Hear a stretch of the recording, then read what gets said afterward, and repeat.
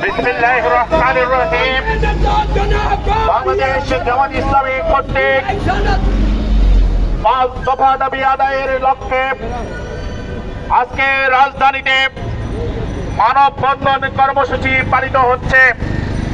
আমরা এই কর্মসূচি থেকে সংগ্রামী সালাম ও শুভেচ্ছা জানাচ্ছি। সম্মানিত ঢাকাবাসী, সংগ্রামী উপস্থিতি, জুলাই বিপ্লবের মাধ্যমে অন্তর্বর্তী সরকার গঠন করা হয়েছিল। আগামী একটি সুন্দর সুষ্ঠু নির্বাচনের দাবিতে সেই নির্বাচন আগামী ফেব্রুয়ারিতে ঘোষিত হয়েছে। সেই নির্বাচনকে সুষ্ঠু, সুন্দর এবং নির্ভরযোগ্য করার জন্য বাংলাদেশ জামাত ইসলামী সহ সমমনা দলগুলো আন্দোলন করে যাচ্ছে।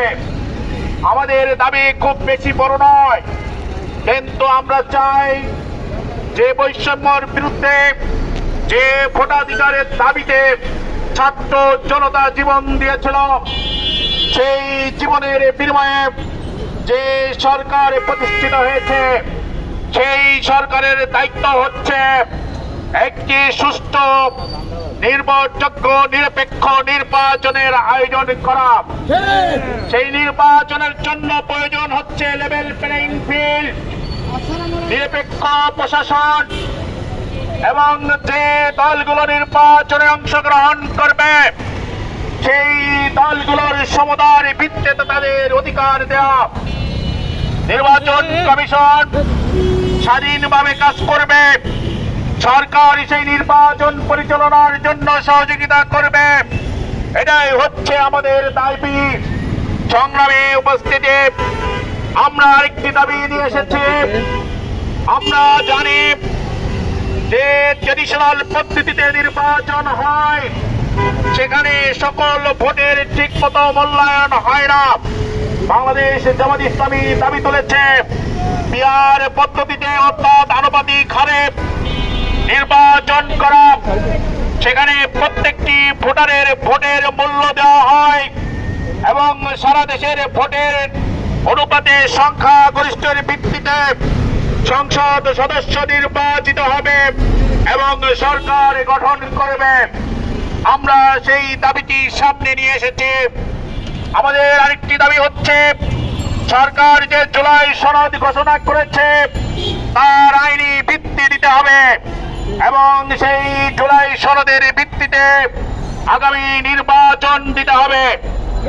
সেই জুলাই সনদকে যদি বাস্তবায়ন করতে হয়, অবশ্যই গণভোটের মাধ্যমে তার স্বীকৃতি নিতে হবে। আমাদের দাবি হচ্ছে নির্বাচনের আগেই গণভোটের মাধ্যমে জুলাই সনদের স্বীকৃতি দিতে হবে।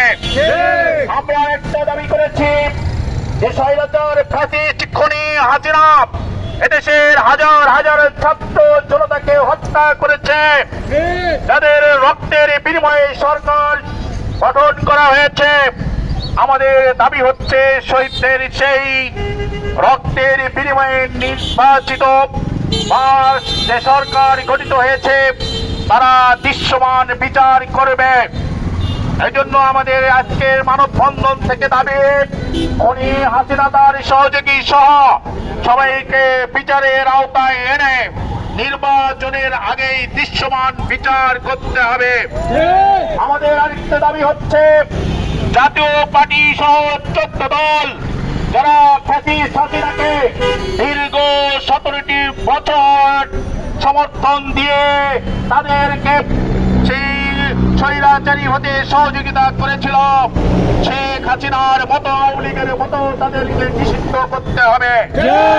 সংগ্রামী জনতা, একটি গ্রহণযোগ্য নির্বাচন করতে হলে অবশ্যই খুনি হাসিনার বিচারের পাশাপাশি জাতীয় পার্টি সহ 14 দলের বিচার করতে হবে।